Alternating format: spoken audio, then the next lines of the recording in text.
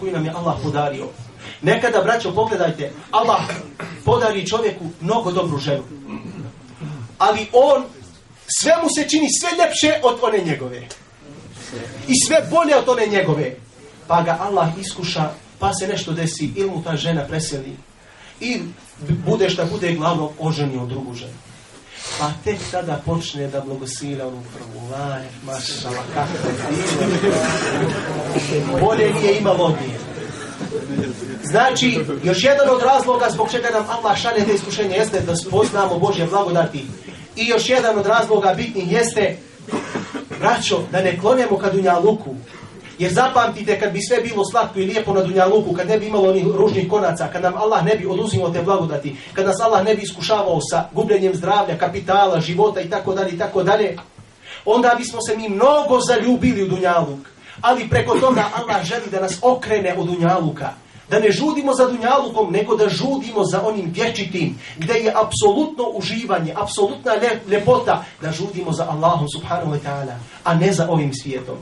Braćo, imamo još nastaviti 30 puta, ako Bog da ne bih da duli, malo smo udulili, da vas Allah nagradi svakim dobrom. Da nas Allah počasti, da shvatimo koliko nas Allah voli, pa da tu ljubav uzvratimo na onakav način kako će Allah biti zadovoljan s nama. Molim ga subhanahu wa ta'ala da nam oprosti sve grijehe i da nas sve zajedno sastavi džennetskim ljepotama kao što nas je večeras ovdje zajedno sakupio. Da vas Allah nagradi svakim dobrom. Halal. Pošto nemamo pitanja, očigledno da smo sve naučili. Da proučimo još dovu, pa ćemo sa Bog da sljedećeg puta saznati inša Allah na istom mjestu. U boljem stanju, imanskom ako Bog.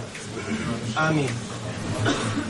أعوذ بالله من الشيطان الرجيم بسم الله الرحمن الرحيم الحمد لله رب العالمين والصلاة والسلام على سيدنا وحبيبنا محمد وعلى آله وصحبه أجمعين اللهم اغفر لنا ذنوبنا واستر لنا عيوبنا وتجاوز عن سيئات أعمالنا اللهم إنا نسألك بأحب دعوات إليك وبأسمائك الحسنى كلها وصفاتك الفضلى كلها وباسمك الأعظم أن تغفر لنا ذنوبنا وتستر لنا عيوبنا وتتجاوز عن سيئات أعمالنا اللهم اهدنا هداية لا ضلال بعدها كن بنا رؤوفا رحيما اللهم إنا نسألك الجنة وما قرب إليها من قول وعمل ونعوذ بك من النار وما قرب إليها من قول وعمل اللهم إنا ظلمنا أنفسنا ظلما كثيرا فإن لم تغفر لنا وترحمنا لنكونن من الخاسرين لا إله إلا أنت سبحانك إنا كنا من الظالمين لا إله إلا أنت سبحانك إنا كنا من الظالمين لا إله إلا أنت سبحانك إنا كنا من الظالمين اللهم اجمعنا في دار السلام كما جمعتنا في هذا المكان حبب إلينا الإسلام والإيمان والإحسان كره إلينا الكفر والفسوق والعصيان واجعلنا من عبادك الراشدين وصل اللهم وسلم على سيدنا وحبيبنا محمد خاتم الأنبياء والمرسلين وعلى آله وأصحابه وأتباعه بإحسان إلى يوم الدين وآخر دعوانا أن الحمد لله رب العالمين الفاتحة